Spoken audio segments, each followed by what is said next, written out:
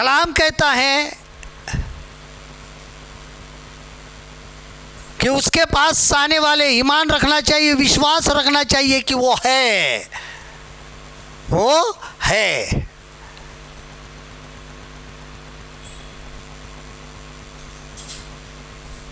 और विश्वास यानी ईमान वो है, अनदेखी बातों पर विश्वास रखना ही विश्वास है। खुदावंत को कभी किसी ने कभी नहीं देखा, लेकिन यीशु मसीह ने उसको प्रकट किया। खुदावंत यीशु मसीह ने कहा कि जिसने मुझे देखा है उसने खुदावंत को देखा।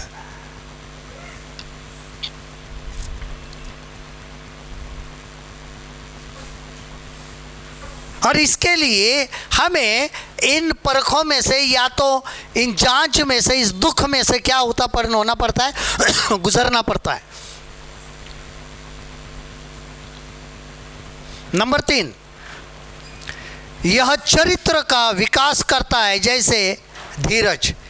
It develops character is patience. रोमियो 5:3, रोमियो का खत 5 बाब का 3 कलाम, रोमन चैप्टर 5:3।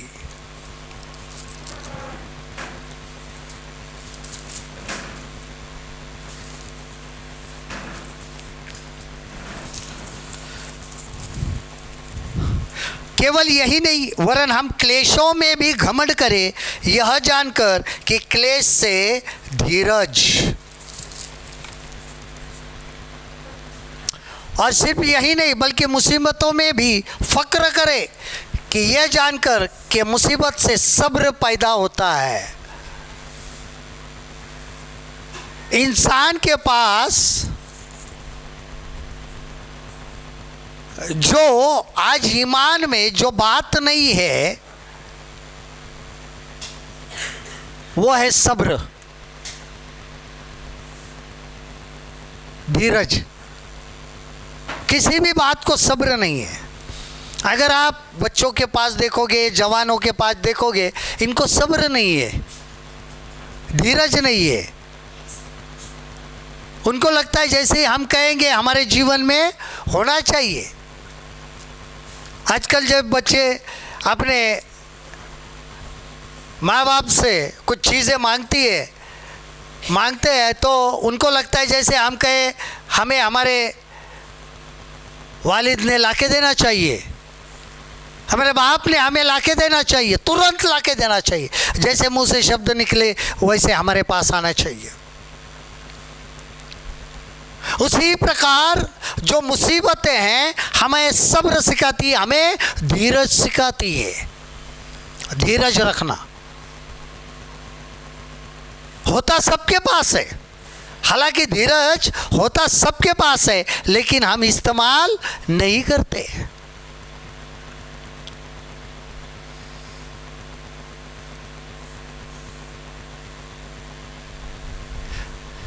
जब बहुत भूख लगती है हमें, अगर घर में कुछ नहीं है तो अब देखते हैं चलो भाई खाना पकने तक हम क्या करते हैं, इंतज़ार करते हैं। नहीं, सब्र होता है,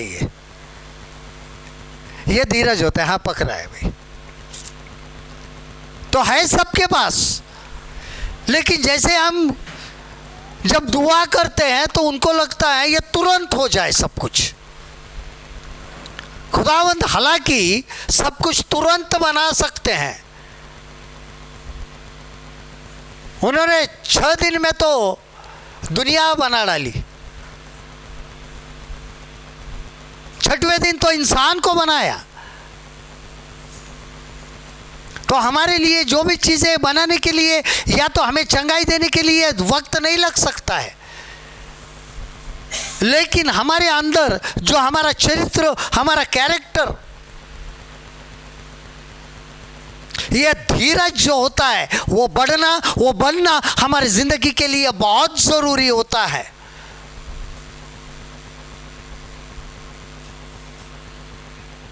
क्योंकि जब हम इन मुसीबत से निकलते हैं तो हमारे पास धीरज नहीं होता है, सब्र नहीं होता है। दूसरों को कहना आसान हो जाता है, सब्र कर सब ठीक हो जाएगा, सब्र कर, धीरज धरो सब ठीक हो जाएगा। लेकिन क्या हम उस सब्र में जीते हैं, उस धीरज में जीते हैं? नहीं। तो हमारे ज़िंदगी में भी ऐसी बातें हो जाती हैं कि हमें खुदावन इस मुसीबतों के द्वारा धीरज को सिखाते हैं। और यहाँ जो बात दी है कि वो किसको उत्पन्न करता है, धीरज को हमारे जीवन में उत्पन्न करता है। कि यही नहीं वरन हम क्लेशों में भी घमंड करें। ये तो बहुत बड़ी बात है नहीं, मुसीबतों में भी फक्र करे है। कभी हम कह सकते हैं मुझ पर यह मुसीबत आई है, कुछ देखते क्या होता है? कभी कहता है कोई इंसान? बिल्कुल नहीं। रोना धोना,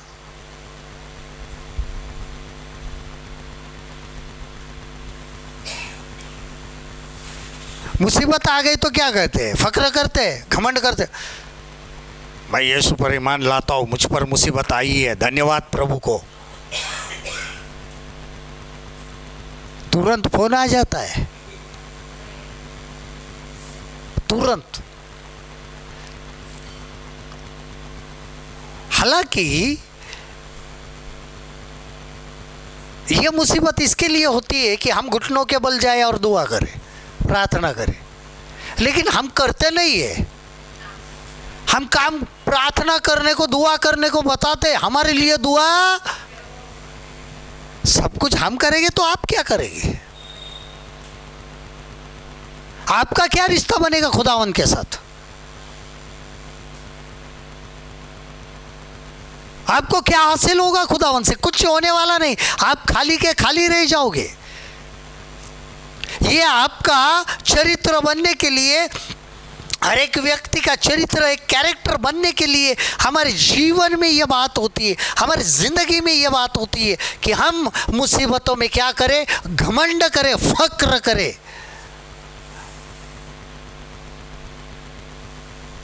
ताकि हमें सिखाया गया है कि हम इंतज़ार करें। क्या करें? इंतज़ार करें, धीरज धरे। हाँ, हो जाएगा, हो जाएगा, हो जाएगा, होने वाला है, ज़रूर होगा।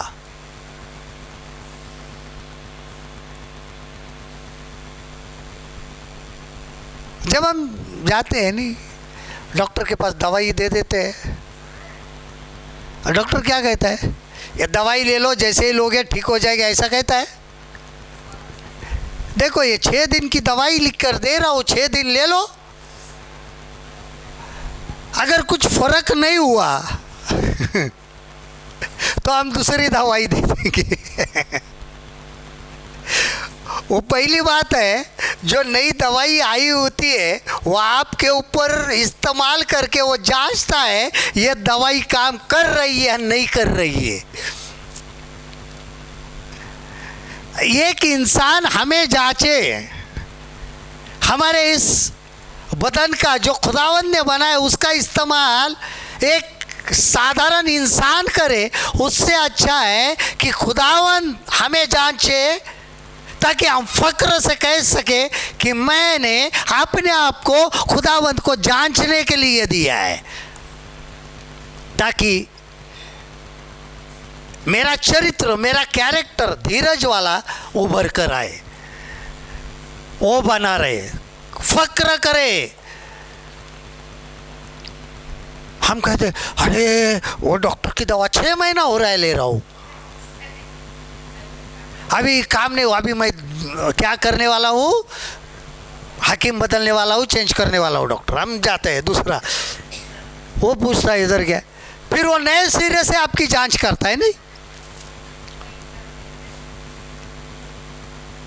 अरे ऐसे 10-12 हकीम करते करते बदलते बदलते बदलते 1-2 लीटर लहू बेच के आ जाते।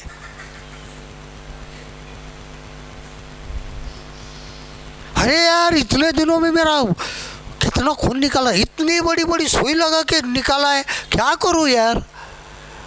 किसने कहा है तुझे खून बांटने को भैया? ठीक होने के बजाय खून निकाल निकाल के और कमज़ोर हो जाता है। दवाई का असर तो हो नहीं रहा है, लेकिन फिर भी दवाई नहीं करेगी, असर करेगी। वो अभी मैंने जो डॉक्टर किया है ना, बहुत अच्छा है, बहुत अच्छा हकीम है, वो बहुत बढ़िया बढ़िया दवा ले देता है। उसने 10 रुपए वाली दवाई लिख के दी थी गोली, इसने 80 रुपए वाली एक दवा लिख के दी है गोली। 70 रुपए ज़्यादा लूटने वाला और मिल गया। लेकिन मुसीबत में फक्र नहीं करेंगे कि खुदावन तू मुझे चंगाई देने वाला है, क्योंकि कलाम कहता है उसके कोड़े खाने से हमें चंगाइयाँ मिल चुकी है। तो सब्र तो करना पड़ेगा ना, काम तो हो जाता है शुरू। ऐसे एक दिन यीशु मसीह और उनके चेले जा रहे थे और उन्होंने गुल्लर के पेड़ को देखा, अंजीर के पेड़ को देखा। अंजीर के पेड़ को देखने के बाद यीशु मसीह ने देखा कुछ अंजीर तो मिलेंगे खाने के लिए, तो नहीं था। तो उसने उसको लानतें दी, शाप दिया और निकल गया। लेकिन उस पेड़ को कुछ नहीं हुआ। और वहाँ पे लिखा है चेले वो देख रहे थे। उसके पहले क्या हुआ था, ऐसे ही यीशु मसीह ने एक अंजीर के पेड़ को लानत दी थी, शाप दिया था, तो वो तुरंत सूख गया था। क्या हुआ था? तुरंत सूख गया था। अब जब इस पेड़ को भी कहा था तो ये तो सूखा नहीं। फिर दिमाग में आया यीशु मसीह बदल तो नहीं गया, कहीं इसकी पावर तो खत्म नहीं हो गई। पास्टर 2 महीना हो रहे प्रार्थना कर रहे, ठीक नहीं हो रहे, पावर तो खत्म नहीं हो गई। भले ही पासवान की खत्म हो जाए, उसकी तो नहीं होती है ना बाबा, काम करने वाला वो है। अभी देख रहे भाई यीशु, वो पेड़ को देख रहे, यीशु मसीह को देख रहे, पेड़ को देख रहे, यीशु मसीह को देख रहे, चले गए। दूसरे दिन क्या हुआ? दूसरे दिन वो जो पेड़ था जड़ से सूख गया था। कहाँ से सूख गया था? जड़ से सूख गया था। क्योंकि ये सब चेले ऊपर देख रहे थे और खुदावन जड़ में देख रहा था। खुदा यीशु मसीह जड़ में देख रहे थे, इसके लिए उन्होंने जड़ को ही शाप दिया ताकि वो पेड़ जो है जड़ से क्या हो जाए? सूख जाए। उसी प्रकार हमारे ज़िंदगी में जब कोई दुआ करता है, हम यीशु पर ईमान लाते हैं, हमारे जो ऊपर जो बीमारियां होती है उसके अंदर उसको निकालने का काम शुरू हो चुका होता है। लेकिन खुदावन वो बीमारियां, वो मुसीबतें, वो इब्लिस के काम जड़ से निकालना चाहते हैं। इसके लिए थोड़ा वक्त लगता है ताकि आपकी बीमारियां कहाँ से ठीक हो जाए? जड़ से ठीक हो जाए, आधी अधूरी नहीं ठीक हो जाए। फिर हम डॉक्टर की दवा लेते, ये लेते, वो लेते। अभी एक बीमारी ठीक हो जाती है तो दवाओं से दूसरी बीमारी शुरू हो जाती है, तो उसके लिए अलग दवा लेनी शुरू हो जाती है। नहीं, कैंसर को मारने के लिए एक केमोथेरेपी ली जाती है। नहीं, और जैसे ही केमोथेरेपी ली जाती है बाद में बाल झड़ना शुरू हो जाते हैं। वो नहीं मुसीबत यार, एक केमो से तो बाल झड़ने लगे, एक है तो एक क्या। लेकिन खुदावंद की जो भी मुसीबतें निकालने का तरीका, उसमें फक्र करो कि एक ना एक दिन मेरी मुसीबतें, मेरी बीमारी जड़ से जाने वाली है। एक धीरज हो जाता है, हो जाएगा काम, नहीं हो जाएगा।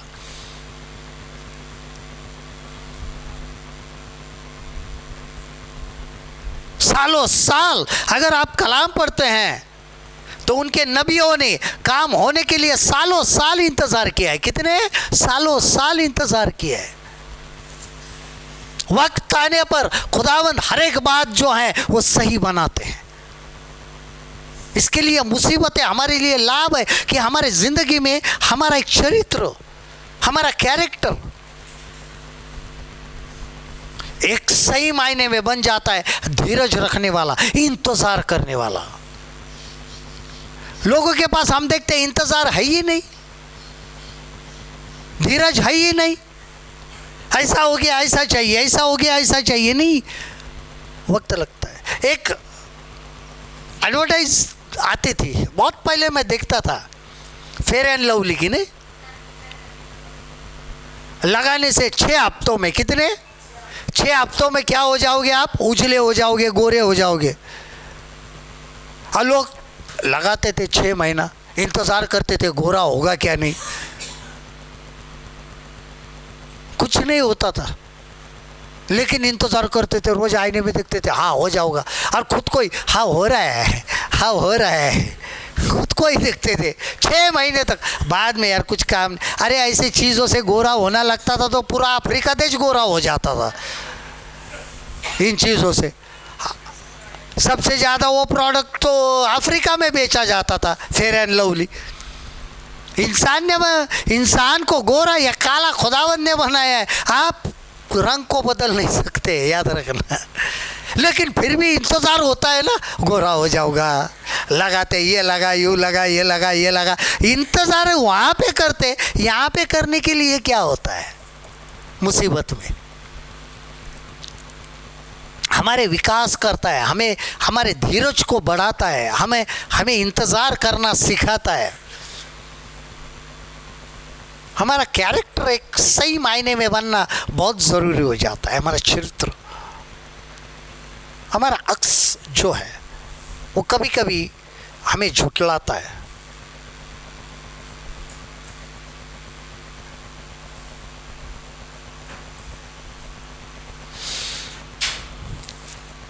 उसके बाद यह हमें सुसमाचार फैलाने में अधिक उत्साही बनाता है। It makes us more zealous in spreading the gospel। हमें मनादी करने में और ताकत देता है। देखिए प्रेरितों के काम 8 अध्याय का 3 और 4 पद, एक्ट्स चैप्टर 8 वर्स 3 and 4।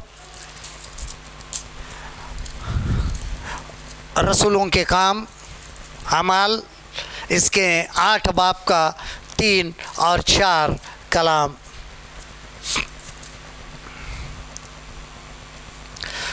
शाऊल कलीसिया को उजाड़ रहा था और घर घर घुसकर पुरुषों और स्त्रियों को घसीट घसीट कर बंदीगृह में डालता था। जो तितर बितर हुए थे वे सुसमाचार सुनाते हुए फिरे। और तब शाऊल कलीसिया को इस तरह तबाह करता रहा कि घर घर घुसकर और मर्दों और औरतों को घसीट कर कैद कर रहा था। जो परागंदा हुए थे वो कलाम की खुशखबरी देते फिरे। जब तक हमारे जीवन में मुसीबतें नहीं आते हैं कि हम खुशखबरी नहीं फैलाते हैं, हम मनादी नहीं कर सकते, हम सुसमाचार नहीं सुना सकते। यहाँ पे हुआ, जो लोग तितर बुतर हुए इस मुसीबत के द्वारा वो हर जगह फैल गए और खुशखबरी सुनाने लगे। अरे यार ये लोग कहाँ से आए, यहाँ से आप लोग क्यों आ गए? हम वहाँ से निकल कर आए हैं, भाग कर आए हैं, हमें लोग क्यों मारने लगे? क्योंकि हम यीशु मसीह के बारे में बताते। यीशु मसीह के बारे में आप क्या बताते हैं? तो यीशु मसीह जो है वो खुदावंद है और वो नजात दिलाने वाला है, वो नजात हिंदा है, वो उद्धार देता है, वो हमारे लिए पापों के लिए मारा गया, गाड़ा गया और तीसरे दिन जिंदा हुआ और फिर से आने वाला खुदा है।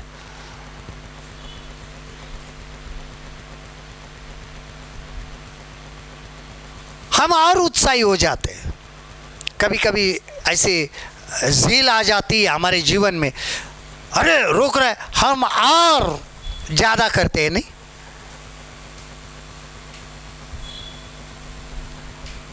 अच्छी बात ज़्यादा करना तो अच्छी बात होती है, लेकिन कभी कभी सास बहू का झगड़ा हो जाता है। बहू को जब तकलीफ हो जाती तो बहू और करती, मुझे तकलीफ देती और करूँगी, और दिल में ईर्ष्या हो जाती है, नहीं ज़िल हो जाती और करूँ। उसी प्रकार खुदावंद में जितनी भी मुसीबतें आती है खुदावंद के लिए, और इंसान मैं और करूँगा। दानियल नबी थे, अगर वो किताब अगर पढ़ेगी तो वहाँ पे लिखा है बाबुल के राजा ने फरमान निकाला कि उसके सिवा किसी की दुआ नहीं करनी है। तो ये सुनने के बाद और वहाँ पे फरमान निकाला था, जो भी ये करेगा उसको छोड़ कोई किसी और की अगर वो दुआ करेगा तो उस इंसान को, उस आदमजात को बब्बर शेर के मान में डाला जाएगा। यह सुनने के बाद तुरंत दानियल निकला और दुआ करने लगा। और दुआ भी ऐसे, अगर आप ध्यान से दानियल की किताब पढ़ोगे तो आपको पढ़ने के लिए मिलेगा। उसने यरूशलेम की तरफ उस अपने घर की खिड़कियों को खोल दिया ताकि आवाज़ बाहर जाए। और मना दुआ करने लगा।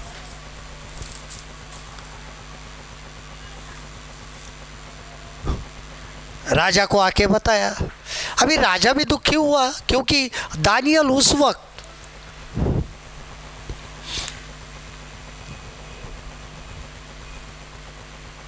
वहां का पंतप्रधान था।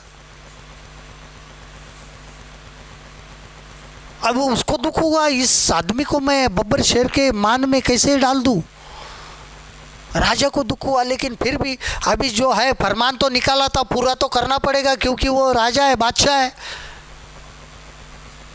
उन्होंने खुदा के खादिम को, नबी दानियल को उठाकर उस बब्बर शेर के मान में डाल दिया, पत्थर लगा दिया, लेकिन चैन नहीं आया। दूसरे दिन बादशाह वहाँ पे आए, सब लोगों को लगा अभी दानियल गया। आवाज़ दी बादशाह ने, दानियल क्या तू है? अंदर से आवाज़ आई, बादशाह आलम मैं हूँ, मैं जिंदा हूँ, मेरे खुदा ने मुझे बचा लिया। जब हमारे अंदर एक ईर्ष्या आ जाती है और हम खुदावंद का कलाम लोगों को बताते हैं, क्यों? क्योंकि सच्चाई हमें पता है ना, सच क्या है। हाँ, हमारे लिए, हमारे जीवन में इसी ने सब कुछ किया है, इसके लिए तो हम इसके लिए खुशखबरी देते हैं। उसी की खुशखबरी इसके लिए देते हैं कि हमारे ज़िंदगी में जो भी काम हुआ है उसके वसीले से हुआ है। और उसके बाद पांचवी बात, यह हमारे जीवन से गंदगी दूर करने में मदद करता है। It helps remove the dross from our lives.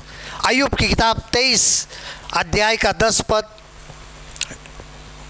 Job chapter 23 verse 10, अय्यूब की किताब 23 बाब का 10 कलाम। अय्यूब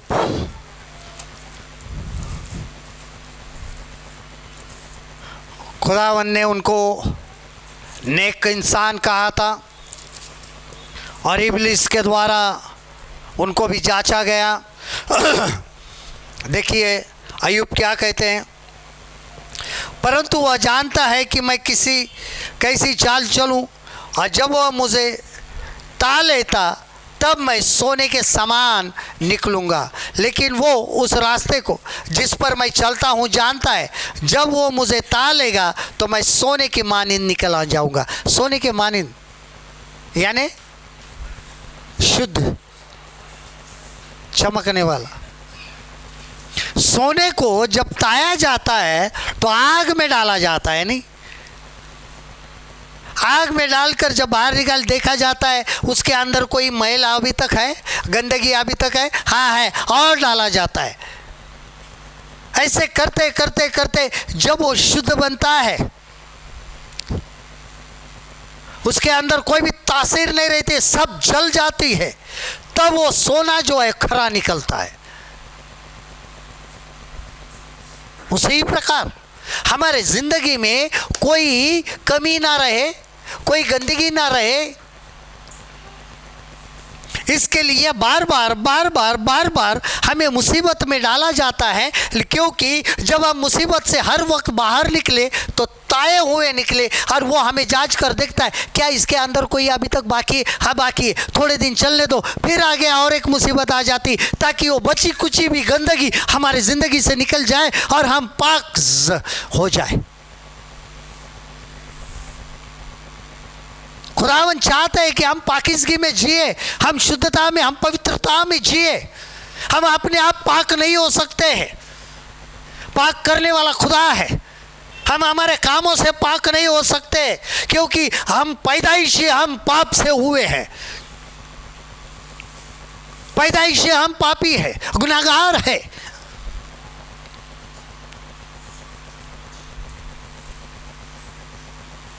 तो हम कहाँ अपने आप को पाक साक करने वाले हैं, कहाँ शुद्ध और पवित्र करने वाले हैं? खुदावन का तरीका है हमें पाक करने का, हमारी जिंदगी से गंदगी निकालने का।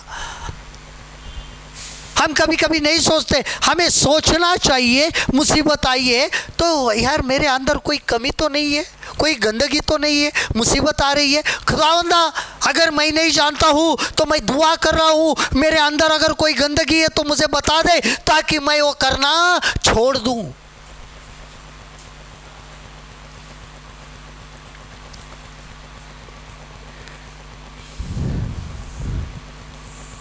अय्यूब कहता है वो मुझे तालेगा तब मैं सोने के समान, तब मैं शुद्ध हो जाऊंगा, तब मैं पाक साक हो जाऊंगा।